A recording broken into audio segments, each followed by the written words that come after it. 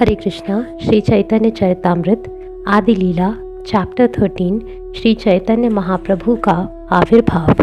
मैं श्री चैतन्य महाप्रभु की कृपा की कामना करता हूँ, जिनकी कृपा से एक अधम भी उनकी लीलाओं का वर्णन कर सकता है। श्री कृष्ण चैतन्य महाप्रभु की जय हो। श्री अद्वैत चंद्र की जय हो। श्री नित्यानंद प्रभु की जय हो। गदाधर प्रभु की जय हो। श्रीवास ठाकुर की जय हो। मुकुंद प्रभु तथा वासुदेव प्रभु की जय हो। हरिदास ठाकुर की जय हो। स्वरूप दामोदर तथा मुरारी गुप्त की जय हो। इन सारे दैदीप्यमान चंद्रमाओं ने मिलकर इस भौतिक जगत के अंधकार को दूर भगाया है। उन सारे चंद्रमाओं की जय हो जो चैतन्य महाप्रभु नामक प्रधान चंद्रमा के भक्त हैं। उनका उज्ज्वल चंद्र प्रकाश समूचे ब्रह्मांड को प्रकाशित करता है। इस प्रकार मैंने चैतन्य चरितामृत की भूमिका कही है। अब मैं चैतन्य महाप्रभु की लीलाओं का कालक्रम से वर्णन करूंगा। सर्वप्रथम मैं महाप्रभु की लीलाओं को सूत्र रूप में कहता हूँ, तब मैं उनका वर्णन विस्तार से करूंगा। श्री चैतन्य महाप्रभु नवद्वीप में अवतरित होकर 48 वर्षों तक प्रकट रहे और उन्होंने अपनी लीलाओं का आनंद लिया। श्री चैतन्य महाप्रभु शक संवत 1408 में प्रकट हुए और 1455 में इस जगत से अंतर्ध्यान हो गए। श्री चैतन्य महाप्रभु 24 वर्षों तक गृहस्थ आश्रम में रहे और सदा हरे कृष्ण आंदोलन की लीलाओं में व्यस्त रहे। 24 वर्ष के बाद उन्होंने संन्यास ग्रहण कर लिया और अगले 24 वर्षों तक वे जगन्नाथपुरी में रहे। इन अंतिम 24 वर्षों में से 6 वर्षों तक वे लगातार भारत का भ्रमण करते रहे, कभी दक्षिण भारत में, कभी बंगाल में, तो कभी वृंदावन में। शेष 18 वर्षों तक वे निरंतर जगन्नाथपुरी में ही रहे। वहाँ उन्होंने अमृत तुल्य हरे कृष्ण महामंत्र का कीर्तन करते हुए हर एक को कृष्ण प्रेम की बाढ़ से सराबोर कर दिया। उनके गृहस्थ जीवन की लीलाएं आदि लीला अर्थात मूल लीलाएं कहलाती हैं और उनकी बाद की लीलाएं मध्य लीला तथा अंत लीला कहलाती हैं। आदि लीला के अंतर्गत श्री चैतन्य महाप्रभु ने जितनी लीलाएं की, उन्हें मुरारी गुप्त ने संक्षेप में अंकित किया है। उनकी बाद की शेष लीलाएं मध्य लीला तथा अंत लीला उनके सचिव स्वरूप दामोदर गोस्वामी ने संक्षेप में लिपिबद्ध की और इस प्रकार वे पुस्तक के रूप में रखी हुई हैं। इन दो महापुरुषों द्वारा अंकित टिप्पणियों को देखकर तथा सुनकर कोई भी वैष्णव अर्थात भगवत भक्त इन लीलाओं को क्रमवार जान सकता है। उनकी आदि लीला में 4 विभाग हैं: बाल्य, पौगंड, किशोर तथा यौवन। वे फाल्गुन महीने की पूर्णिमा की संध्या को सादर नमस्कार करता हूँ, जो शुभ लक्षणों से पूर्ण शुभ घड़ी है, जब श्री चैतन्य महाप्रभु हरे कृष्ण नाम के संकीर्तन के साथ अवतीर्ण हुए। फाल्गुन पूर्णिमा की संध्या के समय जब महाप्रभु ने जन्म लिया, संयोगवश उस समय चंद्रग्रहण भी लगा था। हर से हर व्यक्ति भगवान के पवित्र नाम हरि हरि का उच्चारण कर रहा था और अपने प्रकट होने से पूर्व महाप्रभु पवित्र नाम को प्रकट कर चुके थे। श्री चैतन्य महाप्रभु ने अपने जन्म के समय बाल्य, पौगंड, किशोर तथा युवावस्था में भिन्न भिन्न बहानों से लोगों को हरिनाम हरे कृष्ण महामंत्र का कीर्तन करने के लिए प्रेरित किया। अपने बाल्यकाल में जब महाप्रभु रो रहे होते थे, तब कृष्ण तथा हरि के पवित्र नामों को सुनकर वे तुरंत रोना बंद कर देते थे। जितनी सारी स्नेहशीला स्त्रियां बालक को देखने आती थीं, वे बालक के रोते ही हरि हरि नाम का उच्चारण करती थीं। जब स्त्रियां यह कौतुक देखती तो वे आनंदित होकर हंसने लगती थीं और वे महाप्रभु को गौर हरि कहकर पुकारने लगी। तभी से उनका अन्य नाम गौर हरि पड़ गया।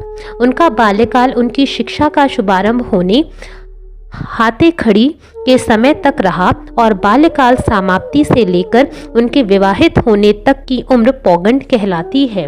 उनके विवाह के बाद उनका यौवन प्रारंभ हुआ और अपनी युवावस्था में उन्होंने हर एक को सर्वत्र हरे कृष्ण महामंत्र कीर्तन करने के लिए प्रेरित किया। पौगंड अवस्था में वे गंभीर विद्यार्थी बन गए और शिष्यों को पढ़ाते भी थे।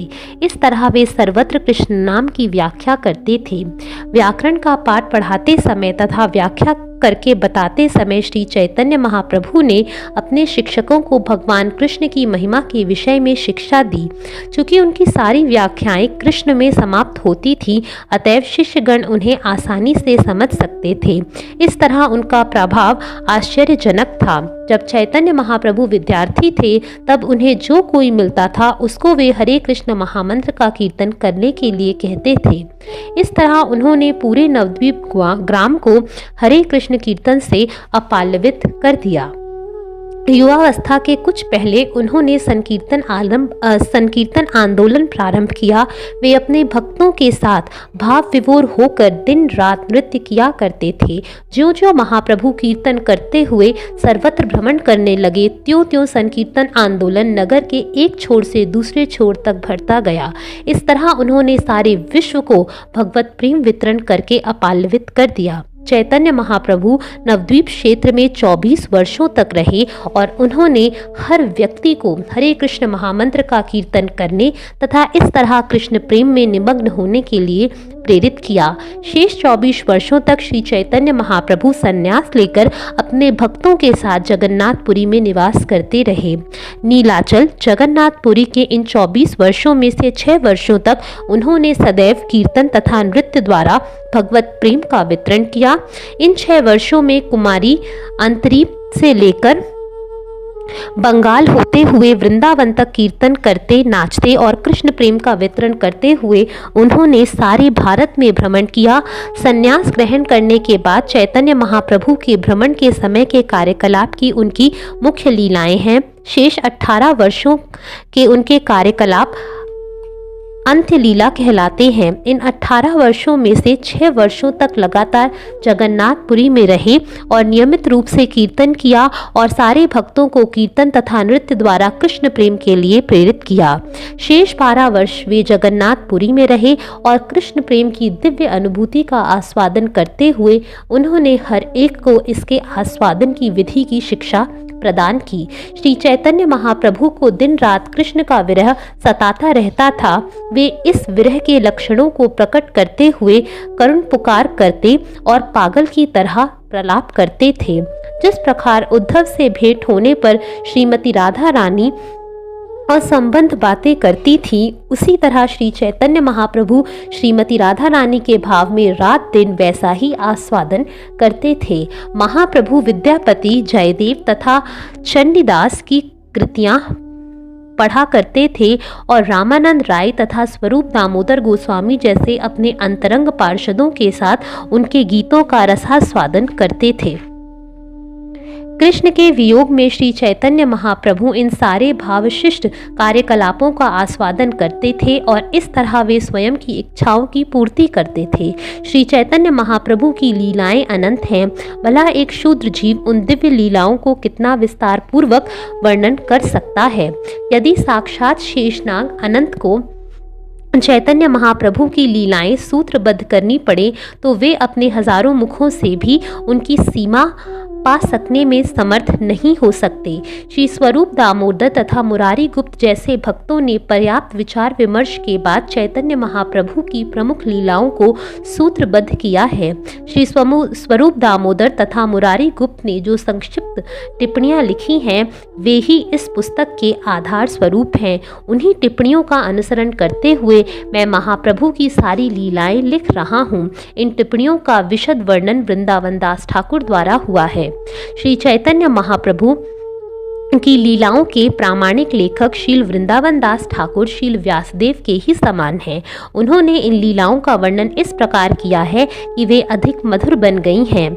इस भय से कि उनका ग्रंथ कहीं बहुत बृहदाकार ना हो जाए, उन्होंने कुछ स्थानों का विस्तृत वर्णन छोड़ दिया है। मैं उन्हीं स्थानों को यथाशक्ति पूरित करने का प्रयास करूंगा। श्री चैतन्य महाप्रभु की दिव्य लीलाओं का वास्तविक आस्वादन तो श्री वृंदावन दास ठाकुर ने किया है। मैं तो उन्हीं के छोड़े हुए भोजन को चबाने का प्रयास मात्र कर रहा हूँ। हे भगवान चैतन्य के भक्तों, अब मैं आदि लीला के सूत्रों को संक्षेप में लिख रहा हूँ, क्योंकि इन लीलाओं का पूर्ण रूप से वर्णन करना संभव नहीं है।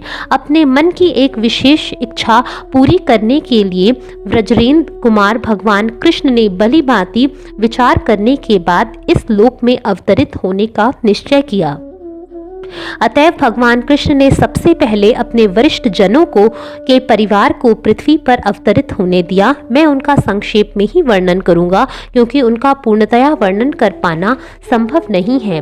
भगवान श्री कृष्ण ने चैतन्य महाप्रभु के रूप में प्रकट होने से पूर्व इन भक्तों को अपने से पहले प्रकट होने का आग्रह किया। श्री शची देवी, जगन्नाथ मिश्र, माधवेंद्र पुरी, केशव भारती, ईश्वरपुरी, अद्वैताचार्य श्रीवास पंडित, आचार्य रत्न, विद्यानिधि तथा ठाकुर हरिदास श्रीहट जिले के एक निवासी थे जिनका नाम श्री उपेंद्र मिश्र था। वे भगवान कृष्ण की महान भक्त, विद्वान, पंडित, धनी तथा सारे सद्गुणों की खान थे।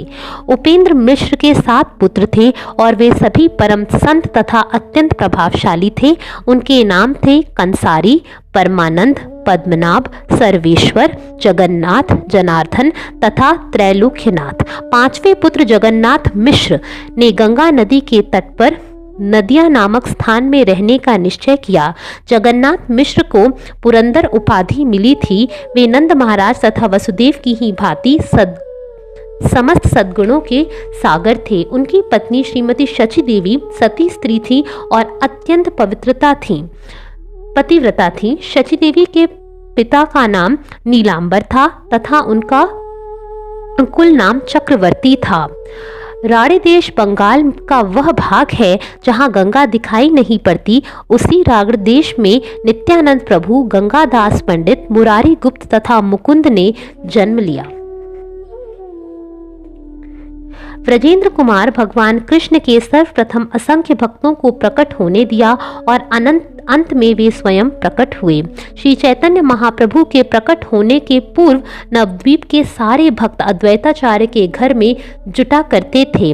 वैष्णवों की इन सभाओं में अद्वैताचार्य भगवत गीता तथा श्रीमद् भागवत सुनाया करते थे, जिसमें वे दार्शनिक चिंतन तथा सकाम कर्म की निंदा करते और भक्ति की सर्वश्रेष्ठता स्थापित करते थे। वैदिक संस्कृति के सारे प्रामाणिक शास्त्र भगवान कृष्ण की भक्ति की व्याख्या से भरे पड़े हैं। इसलिए भगवान कृष्ण के भक्त दार्शनिक तर्क, योग, व्यर्थ तपस्या एवं तथाकथित धार्मिक अनुष्ठानों को मान्यता प्रदान नहीं करते। वे भक्ति के अतिरिक्त अन्य किसी विधि को नहीं स्वीकार करते। सारे वैष्णव अद्वैताचार्य के घर में सदैव कृष्ण के विषय में बातें करने, कृष्ण की पूजा करने तथा हरे कृष्ण महामंत्र का कीर्तन करने में आनंद का अनुभव करते थे।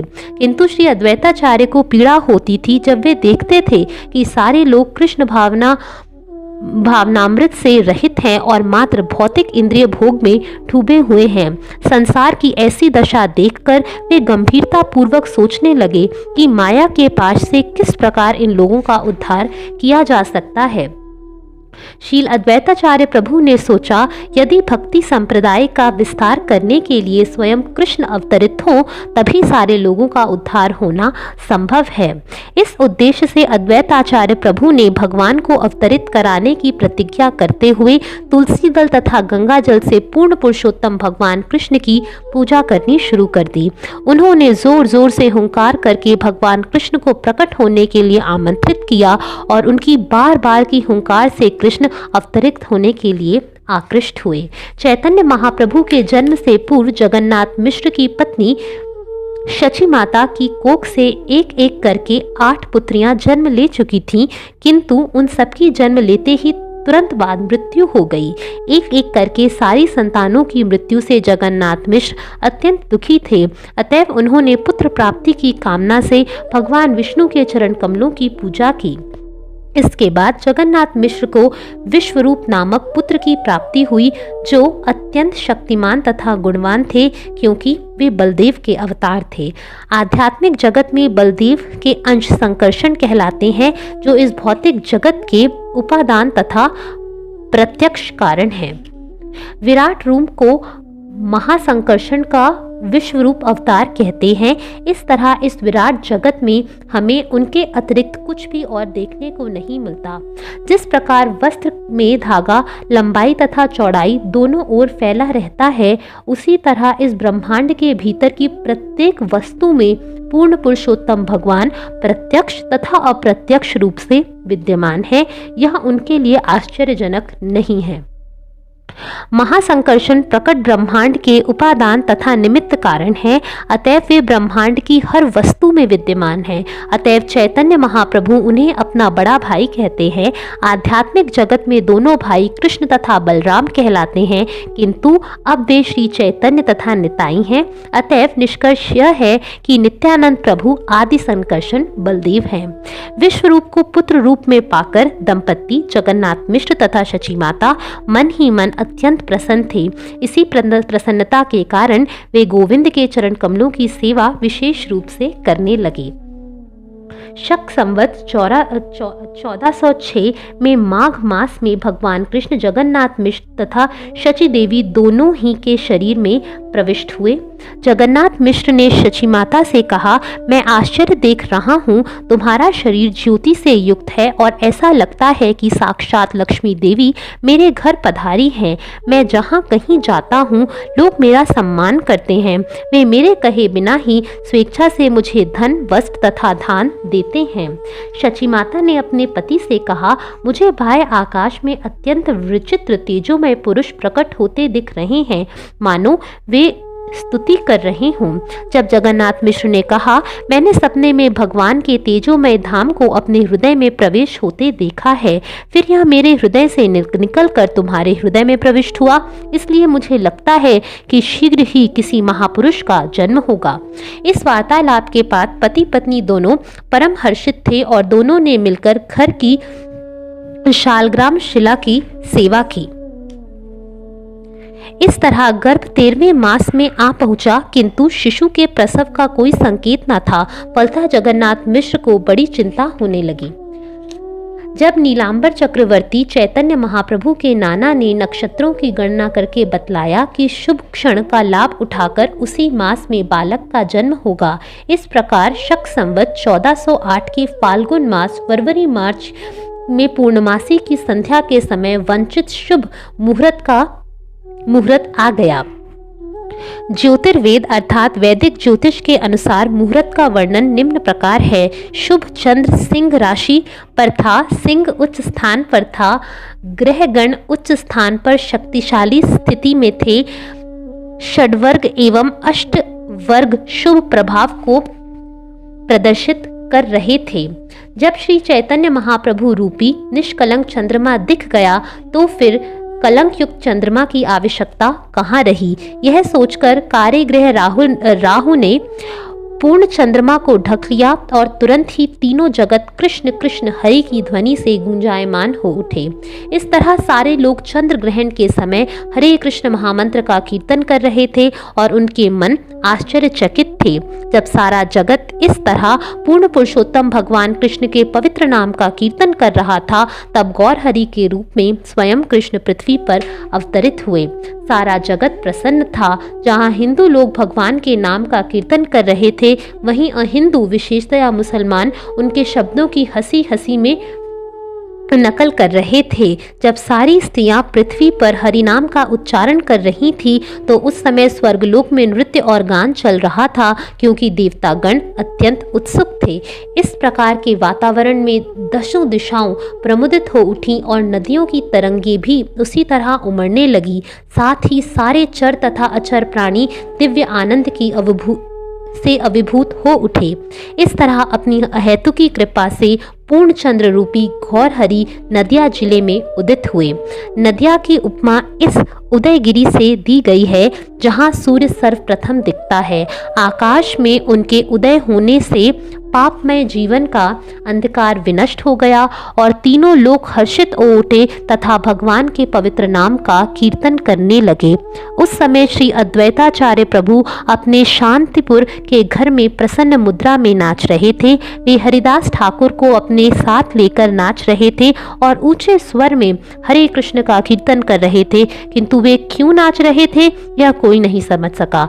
चंद्र ग्रहण को देखते तथा हंसते हुए अद्वैताचार्य तथा हरिदास ठाकुर दोनों तुरंत गंगा तट पर गए और परम हर्ष के साथ उन्होंने गंगा स्नान किया। चंद्र ग्रहण के अवसर का लाभ उठाते हुए अद्वैताचार्य ने अपनी मानसिक शक्ति के द्वारा ब्राह्मणों को तरह तरह के दान दिए।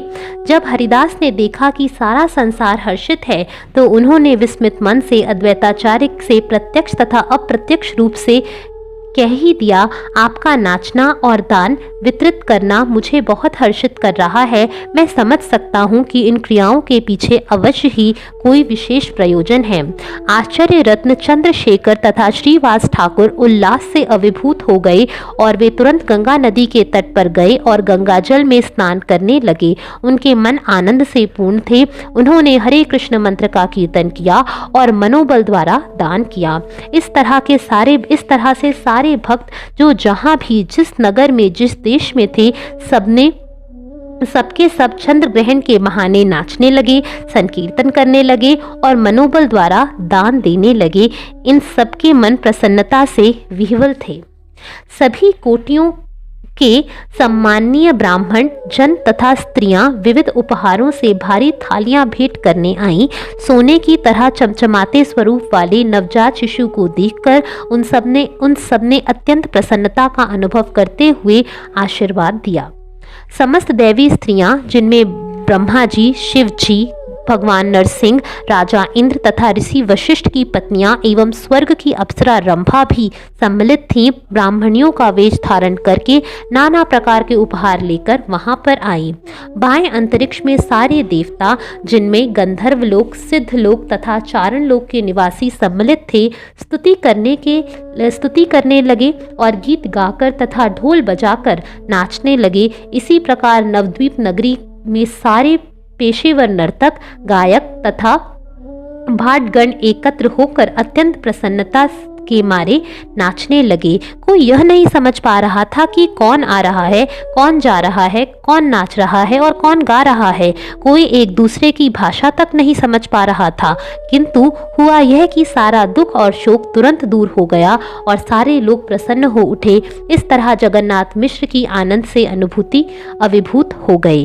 चंद्रशेखर आचार्य तथा श्रीवास ठाकुर दोनों ने ही जगन्नाथ मिश्र के पास आकर तरह तरह से उनका ध्यान आकर्षित किया। उन्होंने धार्मिक नियमों के अनुसार जन्म काल के सारे अनुष्ठान संपन्न कराए। जगन्नाथ मिश्र ने भी तरह तरह के दान दिए। जगन्नाथ मिश्र ने भेंटों या उपहारों के रूप में जो धन पाया और जो कुछ उसके घर में था उसे उन्होंने ब्राह्मणों, पेशेवर गायकों, नाचने वालों, भाटों तथा गरीबों को बांट दिया।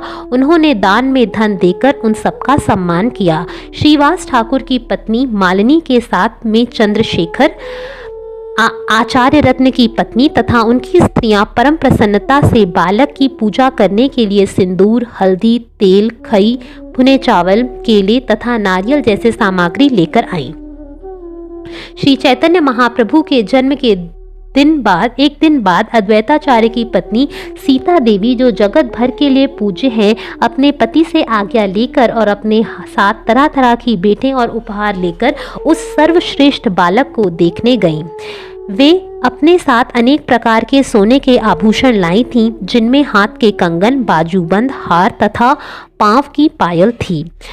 उसमें सोने के जड़े, बगनके, रेशमी कमरबंद, हाथों और पांवों के आभूषण, सुंदर छपी रेशमी साड़ियां तथा रेशम की ही बनी बच्चे की पोशाक भी थी। साथ ही सोने तथा चांदी के सिक्के समेत अन्य द्रव्य भी बालक को न्योछावर किए गए। सीता ठाकुरानी पर्दे से ढकी पालकी में चढ़कर और दासियों को साथ लेकर जगन्नाथ मिश्र के घर आईं।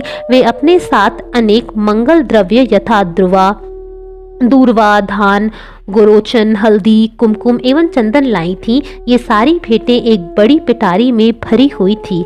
जब सीता ठाकुरानी अपने साथ अनेक खाने की वस्तुएं, वस्त्र तथा अन्य उपहार लेकर शची देवी के घर आई तो वे नवजात शिशु को देखकर चकित हुई, क्योंकि उन्हें लगा कि यह शिशु साक्षात गोकुल के कृष्ण है, केवल रंग का अंतर है। बालक के दिव्य शारीरिक तेज, शुभ लक्षणों से युक्त सुगठित अंगों तथा स्वर्ण जैसे स्वरूप को देखकर सीता ठाकुरानी अत्यधिक प्रसन्न थी और अपने मातृ स्नेह के कारण उन्हें लग रहा था मानो उनका हृदय द्रवित हो उठा हो। उन्होंने नवजात शिशु के सर पर दूर्वा दल तथा अन्य धान्य रखकर यह आशीष दिया, दीर्घायु हो। किंतु भूत प्रेत तथा डायनों से भयभीत होने के कारण उन्होंने बालक का नाम निमाई रख दिया। जिस दिन माता तथा बालक ने स्नान किया और प्रसूति घर को छोड़ा, उस दिन सीता ठाकुरानी ने उन्हें सभी तरह के गहने और वस्त्र दिए और जगन्नाथ मिश्र को भी सम्मानित किया। तत्पश्चात सीता ठाकुरानी भी माता शची देवी और जगन्नाथ मिश्र द्वारा सम्मानित होकर अपने मन में अत्यधिक प्रसन्न हुई और फिर अपने घर लौट आई। इस प्रकार लक्ष्मीपति को पुत्र रूप में पाकर माता शची देवी तथा जगन्नाथ मिश्र की सारी मनोकामनाएं पूरी हो गई। उनका घर सदैव धन धान्य से भरा रहने लगा। वे जो जो श्री चैतन्य के प्यारे शरीर को देखते, दिन प्रतिदिन उनका आनंद बढ़ता जाता था। जगन्नाथ मिश्र एक आदर्श वैष्णव थे। वे शांत, इंद्रिय तृप्ति में संयमित, शुद्ध तथा संयमी थे। अतएव उनमें भौतिक ऐश्वर्य भोगने की कोई इच्छा नहीं थी। जो भी धन उनके दिव्य पुत्र के प्रभाव से आया, उसे उन्होंने विष्णु की तुष्टि के लिए ब्राह्मणों को दान में दे दिया। श्री चैतन्य महाप्रभु की जन्म घड़ी की गणना करके नीलांबर चक्रवर्ती ने जगन्नाथ मिश्र से एकांत में कहा कि उन्होंने बालक के शरीर तथा जन्म घड़ी दोनों में ही महान व्यक्ति के विभिन्न लक्षण देखे हैं। इस प्रकार वे समझ गए कि यह बालक भविष्य में तीनों लोकों का उद्धार करेगा। इस तरह चैतन्य महाप्रभु अपनी अहेतुकी कृपावश शची देवी के घर में अवतरित हुए। चैतन्य महाप्रभु उस किसी भी व्यक्ति पर अत्यंत कृपालु होते हैं जो उनके जन्म के इस वृत्तांत को सुनता है। ऐसा मनुष्य महाप्रभु के चरण कमलों को प्राप्त करता है। जो व्यक्ति मनुष्य का शरीर पाकर भी श्री चैतन्य महाप्रभु के संप्रदाय को ग्रहण नहीं करता, वह अपने सुअवसर को खो देता है। अमृत धुनी भक्ति रूपी अमृत की प्रवाहमान नदी है। यदि मनुष्य शरीर पाकर कोई ऐसी नदी का जल पीने के बदले भौतिक सुख रूपी विषैली घड़े का जल पीता है तो अच्छा यही होता है कि वह जीवित रहने के बजाय बहुत पहले ही मर गया होता। मैंने कृष्णदास कविराज गोस्वामी ने श्री चैतन्य महाप्रभु, नित्यानंद प्रभु, आचार्य अद्वैत चंद्र, स्वरूप दामोदर, रूप गोस्वामी तथा रघुनाथ दास गोस्वामी के चरण कमलों को अपनी संपत्ति समझकर अपने सिर पर धारण करके चैतन्य महाप्रभु के आविर्भाव का वर्णन किया है। हरे कृष्णा।